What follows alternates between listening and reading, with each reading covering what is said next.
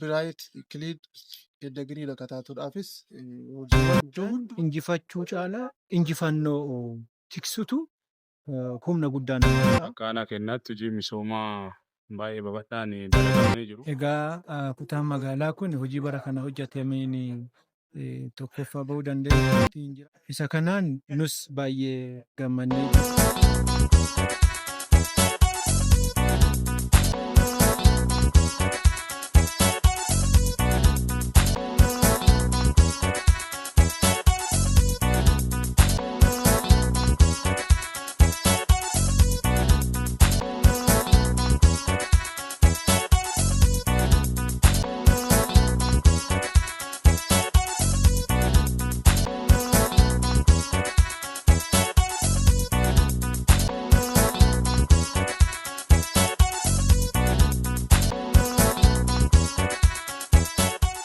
mootummaatiin kan biraan kan hojjetamee jiru sheedii horsiisaa horii furdisa horii irratti jechuudha. Isa kana irrattis kutaa magaalaa keenya irrattis hojii gurguddaan hojjetamee jira.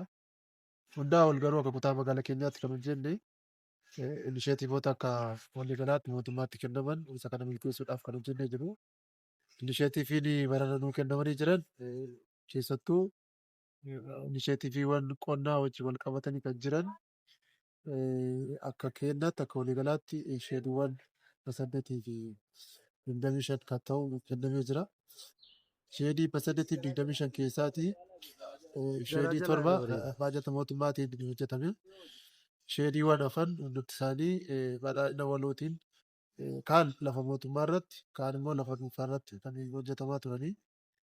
As keessatti hawaasni keenya kallattii garaagaraatiin hirmaatee jira jechuudha. Ani Diimaa Qofaa jedhama. Chaanaa bulchaa kutaa magaalaa Allacheeti. Egaa hojii amma bu'aa isaa argaatiin jirru kana gahee geggeessummaatiin deeggarsaaf hordoffii hanga danda'ameetiin jedhe jalqabarraa taasisaatiin turree jirra. As keessatti aanonni keenya sadan hojiilee inisheetiivii keessatti gahee guddaa akka bahuu danda'an hooggansa aanaalee irra jiru sirriitti hordofaa. Daandiin kun akkuma dura kaasne naannoo kana daandii baha baalee kanarraa ka'ee hanga raabsaa bobaanoo keessatti kan ga'u baruma kana eegalee hojiin isaa karaa bareeda ta'eef qulqullina qabuun amma haga iddoo duraa sanitti hojjetamee xumuramee tajaajilaaf qophii kan ta'ee jiru ta'uu isaati. Kana booda mee karoorri keessan akka aanaa keessanitti maali?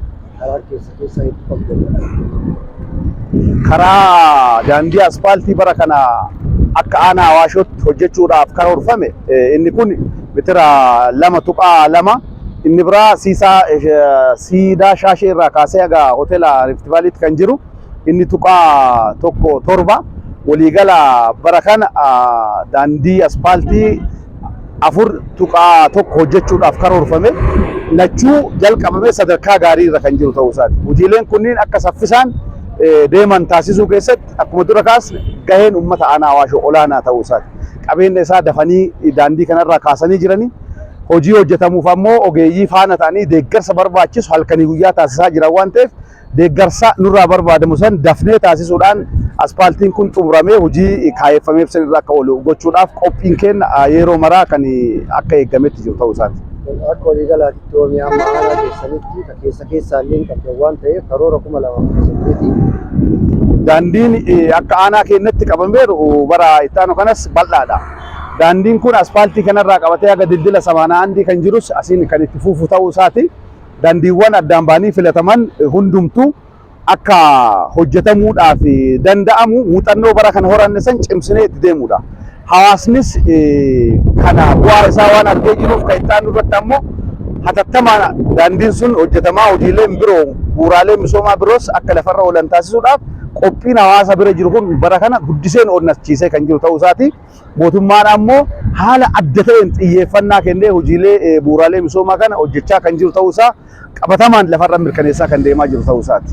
Kiyyaa mi'eessoo dafoo jedhama bulchaa bulchiinsaa aanaa Awaash. Akka aanaa keenyaatti hojii misoomaa baay'ee babal'aan dalagamanii jiru.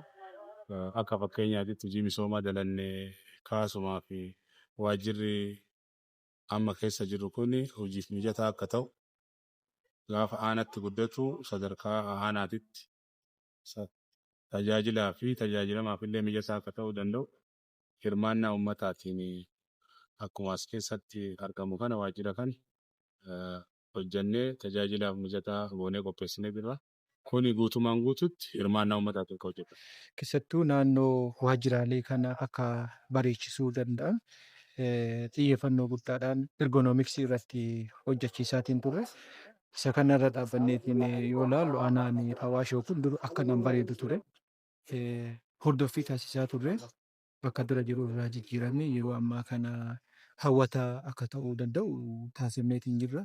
Dhiibbaa gaggeessummaatiin deeggarsaaf hordoffii taasisaatiin turreen hooggansi iddoo jirutti cimee akka hojii jijjiiramaa qabatamaan taasisuu danda'utti deeggaraatiin turre. Kanarra dhaabbatee warri aanaa baay'ee waan gaarii hojjeteera kan ibsan qabna. Kana caalaa akka isaan hojjetan ammas jabeessaatiin kan deemu jechuudha. Badhaadhina waloo keessatti badhaadhina maatii keessatti hojiiwwan hojjetaman kana keessatti yoo xiqqaate horiiwwan gara 300 ta'an hoolaa re'ee horii wal qabatee sanyii gara 300 ta'an as keessaa galan ta'ee jira. Yeroo ammaa kana keessatti kaan dhiyeessa aannanii irratti dhiyeessa foonii irratti magaalaa keessatti kan hirmaataa jiran jechuudha. Warreen bisheetii qonnaa kana fiddiisa aannanii irratti horsiisa lukkuu irratti kan bobba'anii jiranii. Isa kana olmoos naannoo 800 fi 8 kan ta'u hirmaannaa yookaan badhaadhina maatiitiin kan ijaaramee jiru jechuudha. Qabatamaan waanuma jiru. Hooggansi keenyaa hojii guyyaa qofa miti kan hojjetu halkanis dabalee yerootti fayyadamu kallattii mootummaan kenna nuu kaa'ee hojii hojjetamu keessatti ariitii qulqullinnaa fi baay'inaan hojjechuu kan jedhu sana jiddu galeessa godhannee sa'aatii qabu namni gara hojii irratti akka dabarsuu danda'u. Uummatas uffaanaa hiriirsineetiin hojii kana hojjetaatiin waan turre. Hojii waajjira teennee guyyaa abbaa dhimmaa keessummeessaa achiin ala immoo waan karoorfanne cheeklistiidhaan waan karoorfanneetiin jenne qabannee gadiin bu'aa lafarratti waan yaadaan dubbanne qabatamaan lafarratti akka inni hojjetamuu fi hojjetamaa jiraachuu isaa qabatama taasisaatiin deemaatiin kan ture ta'uu isaati. Isa kanaan illee bu'aa argannee jira jechuudha. Wanti afaaniin dubbannuu fi wanti qabatamaan lafarratti hojjennu tokko ta'uu isaa wal madaalaa deemuu isaa qabatamaan argaatiin ture jira. Inni lammaffaan hojii misoomaa kana keessatti kan hojjetee jiru industirii godoo lafa qabsiisudha. Industirii godoo akka magaalaa keenyatti namoota magaalaa keenyatti kan hojjetames karaa lamaatiin hojjennee tokko abbootiin qabeenyaa fi waldaaleen badhaadhina maatiitiin akka isaan hojjetan warshaawwan gosoota nyaata horii nyaataadhaaf kan qophaa'u kanarratti gaarree jirra. Kan biraan immoo hirmaannaa uummataati.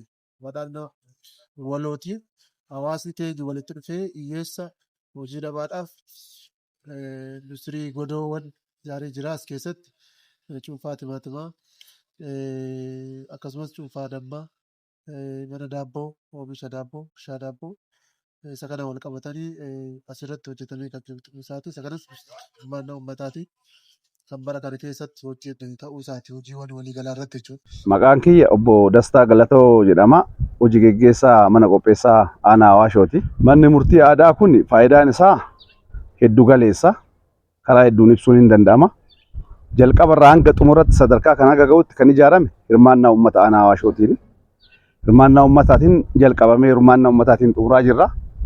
Bu'aan isaa akkuma beekamu hawaasni keenya osoo karaa fagoon deemin aadaaf safuu isaa karaa eeggateen dhugaa qabu asitti haala qabatamaa naannoo kanaa abbootii gadaa beekaniin dhiyaatee yaada isaa dhiyeessee komii qabu waan isatti ulfaate san asitti hiikataa deemuun kan itti danda'amu ta'uu isaati.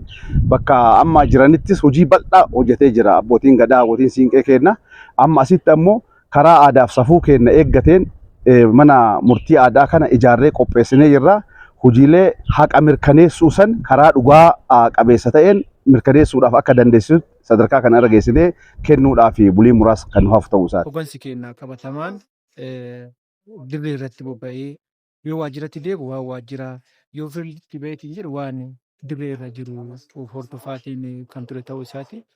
Kanaan umurri isaa kan tolee kutaa magaalaa keenyaa kutaalee magaalaa Oromiyaa jiran irra sadarkaa duraa irratti kan argamuu danda'e. Akkanaan miti hoggansi kun baay'ee waan dadhabeef kutaa magaalaa irraa jalqabee haga sadarkaa zooniititti uummata ufaana hiriirseetiin akka socho'uu danda'u deeggarsiif hordoffiin sadarkaa kanatti waan taasifamu. Asitti ammoo namni godhabe sun lafeedhaan akka walitti araaramu fira saniin walitti fidamee ollaadhaan ka godhabe sun firaan ka godhabe sun deebisanii haqas baasanii sana boodas namni kun wal faana akka jiraachuu danda'u karaa sirriidhaan walitti fayyisanii kan araarsaa deeman ta'uu isaa ragaa qabatamaa argaa dhufne jira waan ta'eef ammas kun akka itti fufu waan barbaannuuf hojii kana hojjechuu dandeenyee jirra. Aadaa ofii haaromsatanii aadaa Oromoo biroo sanitti deebi'an jechuudha. Baay'ee isaa waan nama dinqisiisu.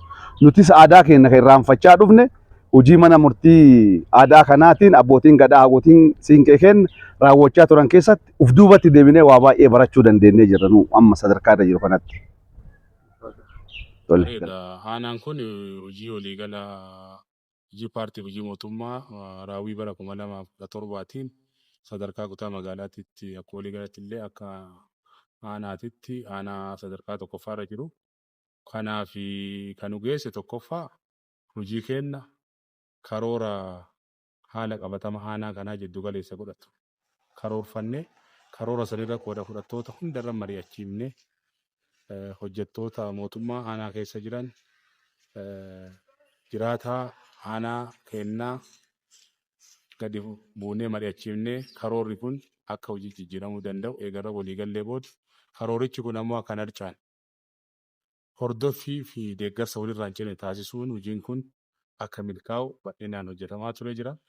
Milkaa'ina hojii kanaatiif qaamoleen sadarkaan jiran hoggansi keenya sadarkaa kutaa magaalaa jiru hoggansi keenya sadarkaa riijoo jiru sosochii gaarii nu goonu kana gama hojii torbee gama hojii ji'aa kurmaanaatiin eegaa adda baafataa dhufanii booda akka cimnee keessaa baanu deeggarsa walirraan cinee nu taasisanii nullee halkanii guyyatti hojii kana milkeessuuf jecha aarsaa guddaa kafallee hoggansarraa kaasee amma raawwataatitti qindoominaan hojii keenya hojjennee hojiin keenya akka waliigalaatitti yoo madaalamu karaa baay'ee nu gammachiisuu danda'u jechuun danda'ama akka waliigalaatitti karaa baay'ee gaarii ta'een hojii kana raawwachuu dandeenyee jirra.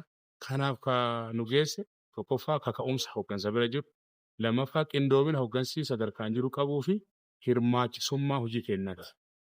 Qaamolee garaagaraa asirratti hirmaachifnee qooda fudhattoota garaagaraa irratti hirmaachifnee waliin mari'annee rakkoolee jiran mariin furuudhaan hojii kana hojjennee bu'aa galmaa'e kana fiduu dandeenya. Ijaarsa gaaddisa mana murtii wajjin wal qabatanii jiranii kutaa magaalaa Lacheetti aanaa 3 qabna.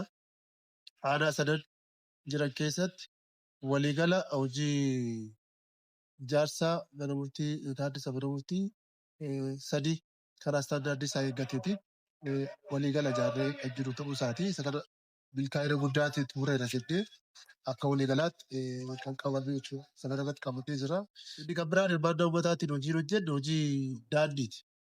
Hojii daandii kobilistoonii lootii 4 kan ta'an waliigala dheerinni isaa kiiloomeetira 1.2 kan ta'u isa kana akka kutaa magaalaa keenyaatti hirmaannaa hawaasaa qofaati.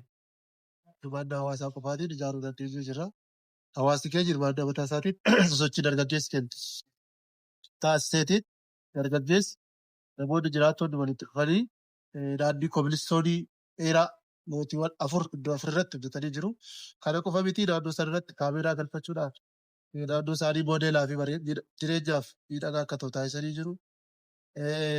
Daandii baay'isaa fi seensaa ijaarratanii jiru, balbala ijaarratanii jiru. Inni kun hojiiwwan ijaarsaa gurguddaa as keessatti kan hojjetamanii jiran ta'uu isaaniiti. Sadarkaa kutaa magaalaatti waajjirri kutaa magaalaa Lachee waajjira argannee kan jalqabne baradha.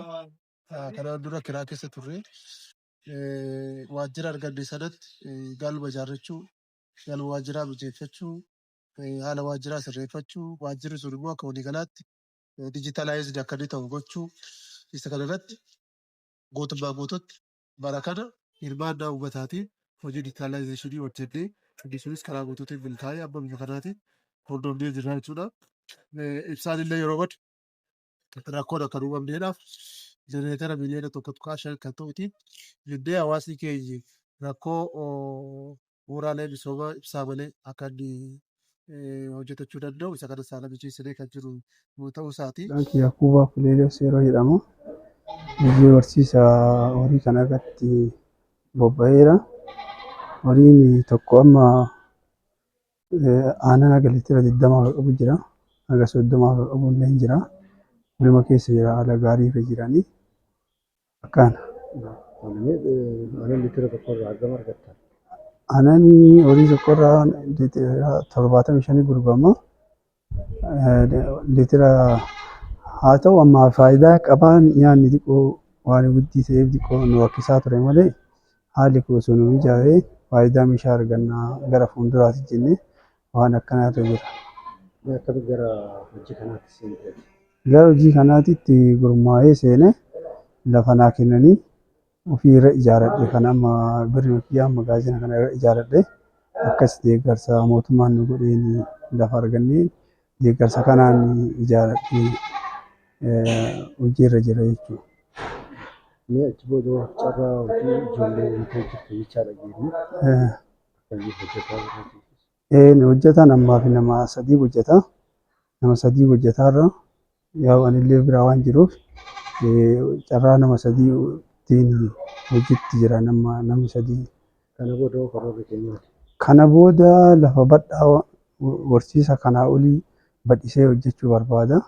Lafa badhaa irratti horii badhisee akka gaariitti hojjetuuf karoora qaba. Deeggarsa kana caalaa yoo argadhe. Inni kan biraan aanaalee irratti hojiiwwan hojjetamanii aanaalee irratti hojiin hojjetaman aanaa Malkaa Baddeessaa yoo ilaaltan aanaa Malkaa Baddeessaa keessatti waajjiraalee gola 8 qaban hirmaannaa uummataa baajata mootummaa tokkollee kan of keessaa hin qabne isa kana kan hojjetamee jiru ta'uu isaati. Hawaashoo irratti mootummaa guutuutti bifa haaraatiin gama tokkoon lafa harka nama biroo harka jiru fuudhee hamba harka mootummaa akka galu taasisee jirra. Bakki itti argamnu kun ammannootti terko kana taasisnu kun lafa dura harka namaa irra turee fi amma garuu gara bulchiinsa aanaa Hawaashootti deebi'u akka deemu taasiseedha. Aanaa Hawaashoo mootummaa guutuutti haaromsa kan raawwannee fi haalli kenniinsa tajaajilaa waliigalaa isaa kan ammayyaa'uudhaaf biiroo degna diigdee irra deebinee sirreessinee biiroo kana fakkaatuu fi hawwataa ta'e keessa baay'ee giriin ta'e keessattuu inishetiivii muummicha ministeeraa leegaasii muummicha ministeeraatti horsiisuudhaaf hojiiwwan miidhagina waajjiraa hojiiwwan qabatanii hojjetaman isa kanarratti hojii guddaa kan hojjennu ta'uu isaati. Kanaa wal qabatee aanaa wal fakkaatu diidaa buqqee keessattis waajjira kilaasii 4 qabu achittis kan ijaarree jiru ta'uu isaati. Inni sunis almost hundumtuu gara xumuraatti kan dhiyaatee jiru ta'uu isaati. Gabaan kun rakkoo kanaan dura gabaa naannoo kanaa dhabuudhaan uummanni baay'een asii deemee kiiloomeetira 1-2 ol geejjibaaf saaxilamee maatiin daa'imman ofii dhiyeennatti ergatee rakkoo bahuu hin dandeenye rakkoolee geejjibaan wal qabatee maatiin asitti karaa dhiyoodhaan dhiyeessii barbaadu argatu wal qabatee rakkoolee turan saniin furuu danda'ee jira.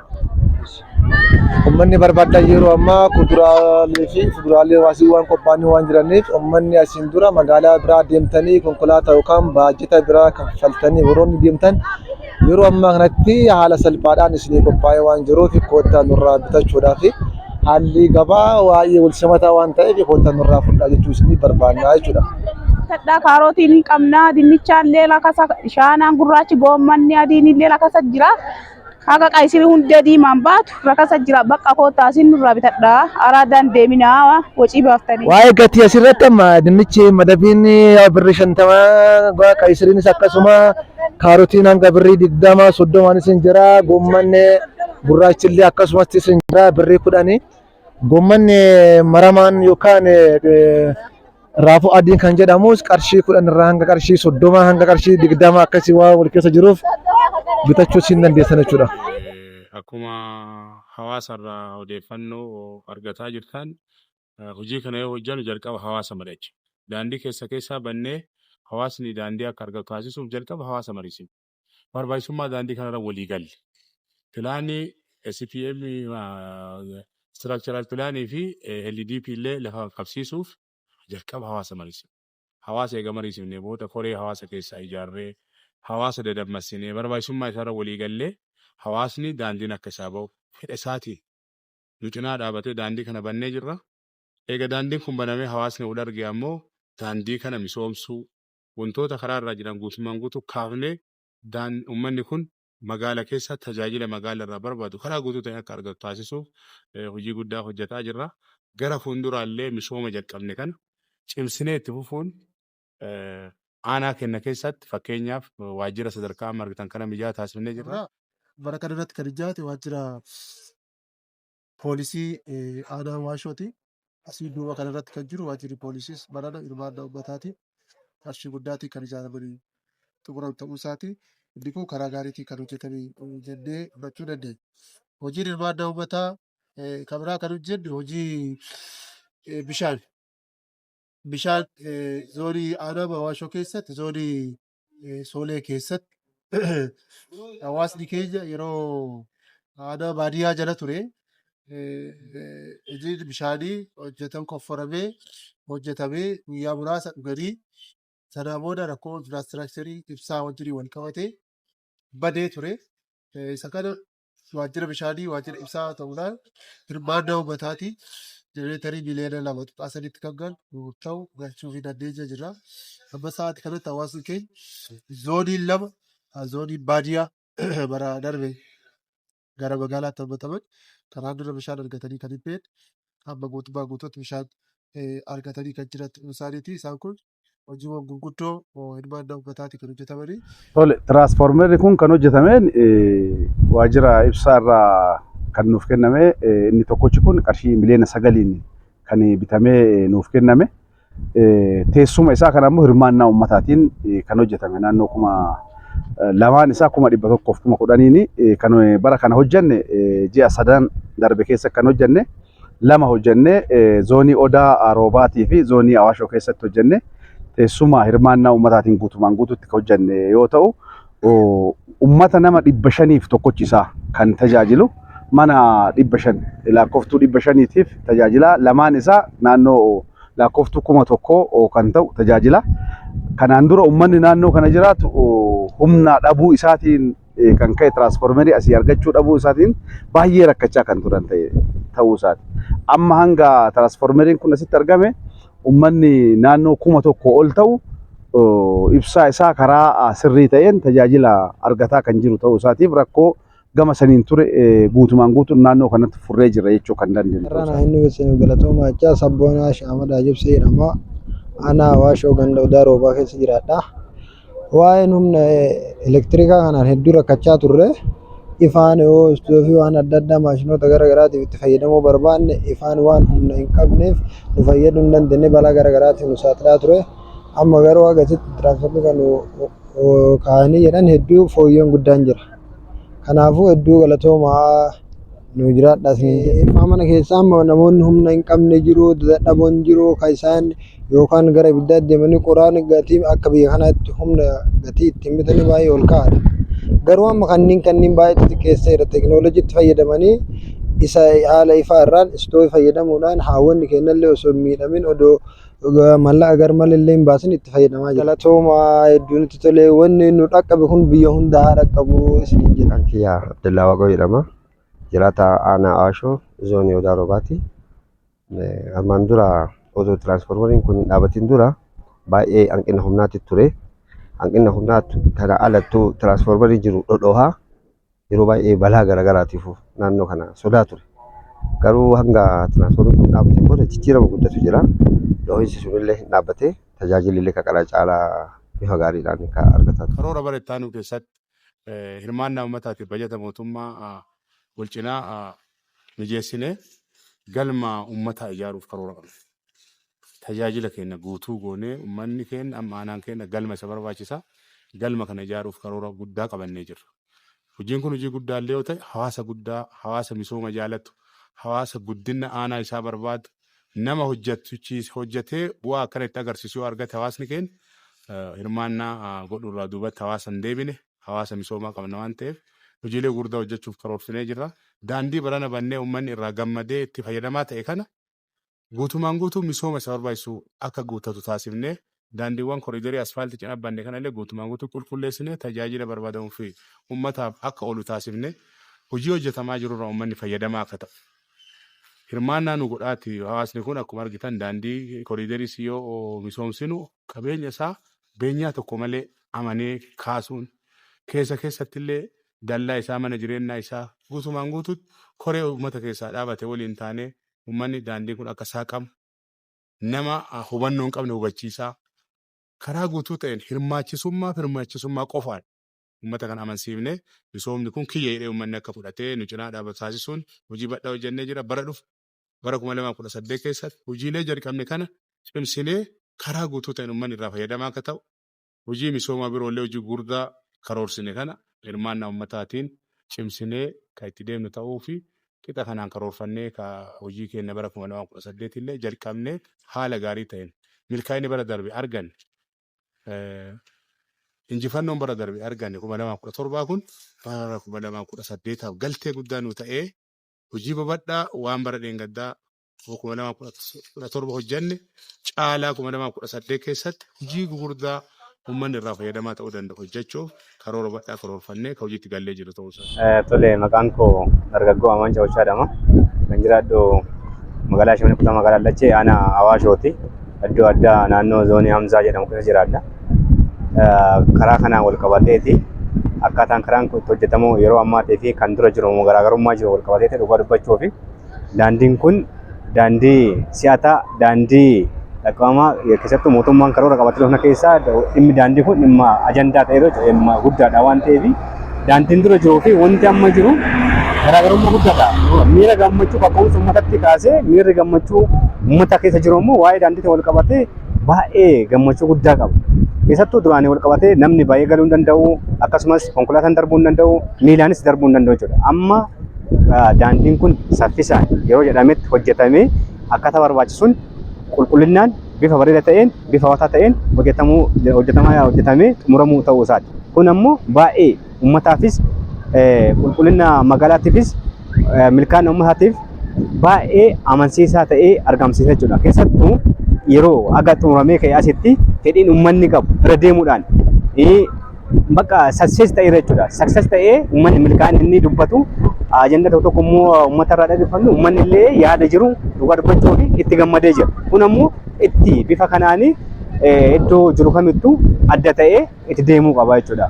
Waa'ee nama gammachiisu waa'ee kallattii waa'ee initiative mootummaan qabate keessaa karoora mootummaan qabate keessaa daandii tokkodha. Daandiin jireenya uummataati. Tajaajilli uummanni kan baheeti waan dhiyeessuu qabu waan hojjechuu qabu kan gabatti kan dhiyeeffatu kaminuu kan gabaa kan dhiyeessu daandii kanaan jechuudha. Daandiin bu'uura jireenyaati. Namni qotee bulaan tokkos kan jiraachuu danda'uun daandii kanaan milkaa'e jechuudha. Milkaa'inni biyya tokko illee kan milkaa'uu danda'uun daandiin jiraata. Daandii akkanaa kun daandii si'ataa qulqullinnaa fi yeroo isaa eeggateeti dalagame kun daandii murteessaadha. Ammas akkuma kun dalagames magaalaa keessatti daandiin akkana fakkaatu akka dalagamu abdii qabna jedhama. Gana isaan ganda Awaashoo kaas. Ana Awaashoo. Kan kennanii gurmoofnee isaan kunuunsutti jirra. Ganama nyaata kenninee fi guyyaalee nyaatas kenninee jalaa xaragnee bishaan kenninee fi akkanumatti dalagneetiin kun ja'a lama ja'a sadiin baasnee gurgurree yoo rabbi nu taasise qayyarree ammallee deebisnee gurguruu barbaanna. Kan bu'aa qabu. Ammaa fi kan jalqabaa jirru ammuma jalqabaa jirra. Bu'aan isiitis ganaa ilaalaa jirra. Kana booda maal gochuu barbaadda? Inshaallah rabbi nu godheetu fufnee dalaguu jenna. Gabaan akkam haalli isin mijateera? Gabaan ammas nyaataatu jirra baasiin saganaa baasee ganaa fi eebdu dalaguu jedha. Kunuunsi isaanii maal fakkaatanii nama rakkisaa wala kunuunsu? Inni xiqqoo nyaatni ulfaataa nyaatatu ulfaata malee homaan jedhu baay'ee nyaanni isaanii kun hin jajjabaata.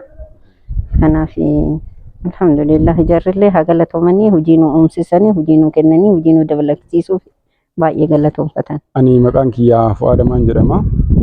Iddoon jireenya kootii Shashamannedha. Mee hoolaa firee amma kan kunuunsaa jirtan akkam kunuunsitanii? Amma hoolaa fi re'ee amma asii argitan kana akka itti kunuunsinu eega binnee gabaaf dhiyeessuudhaaf jennee booda amma ganama eega bulanii booda qoshaashaa isaanii balfa isaanii jalaan qulqulleessinaa eega balfa qulqulleessinee booda nyaata isaa iddoo isaan itti nyaatanii qulqulleessinaa eega iddoo qulqulleessinee booda nyaata kennaa fi eega nyaata kennanii fi booda haga sa'aatiin nyaata lammaffaa kennuuf ga'utti gara boqonnaa isaanii iddoo itti fudhatanii iddoo kanatti geessinaa jechuudha yaasnaa jechuudha. Mee hoolaa tokkorraa hagam arganna nutti yaaddu? Hoolaa tokkorraa hagin argannee yaadnu tilmaamaan hanga qarshii 10,000 hin argannee yaadna waan gabaan beekamu. Egaa kutaan magaalaa kun hojii bara kana hojjetameen tokkoffaa bahuu dandeettiin jira. Isa kanaan nus baay'ee gammannee jirra. Uummanni illee jijjiirama jirutti baay'ee gammadeetiin jira. Inni guddaan injifachuu caalaa injifannoo tiksutu humna guddaa namaa ta'a. Bara itti aanus badhaasni akka jiraachuu danda'u waan nurraa eegamu humna jiru qindeessinee uummata keenya faana hiriirsinee waan badhaa ni hojjanna kan jedhu isaan hin qabna.